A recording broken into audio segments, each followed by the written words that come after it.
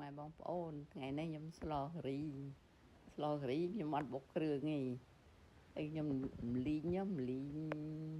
ងគ្រឿងដូចយើងបុកចឹងប៉ុន្តែយើងអត់បុកទេយើងដាក់លីងទៅ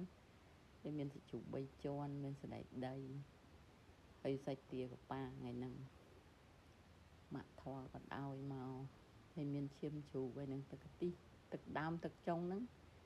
លីងគ្រឿងចឹងទៅលីងឲ្យក្រហមហើយដាក់ពោចកាច័ន្ទ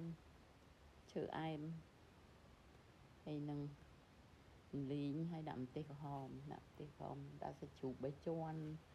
លីងឲ្យចេញឲ្យរាងក្រហមតិចទៅចាំយើងដាក់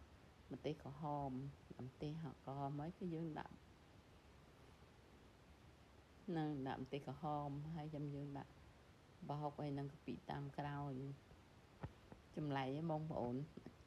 អត់បុកទេអត់បាច់បុកគ្រឿងទេយើងស្លអញ្ចឹងទៅវាស្រួលញ៉ាំផងហើយក៏ដាក់ប្រហុកហើយនឹងកាពិកកូរទៅបងប្អូនណាចង់ដឹងថ្ងៃក្រោយហើយក៏ដាក់សាច់ទាមលីងចង់ដឹងខមមិនសួរទៅបងប្អូនខមមិនសួរហើយចុច follow ជួយចុច follow ជួយខមមិនជួយ share ថ្ងៃក្រោយមានម្ហូបថ្មីឲ្យមកទៀត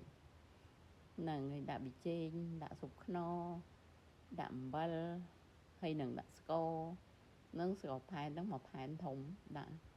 ស្លការីចុកស្ករណាបងប្អូនឥឡូវយើងដាក់ទៅកូរហើយគឺយើងដាក់ខ្ទិះចុងហើយមើលតាដាក់ហើយពុះហើយទៅយើងដាក់ដលងហ្នឹងយើងកាត់ដុំហើយយើងត្រាំកបោកុំឲ្យវាលួយហើយនឹងមើមការ៉ុតសណ្តែកដីដាក់ទៅហើយដាក់គ្រឿងទៅយើងដាក់មកសំល្មម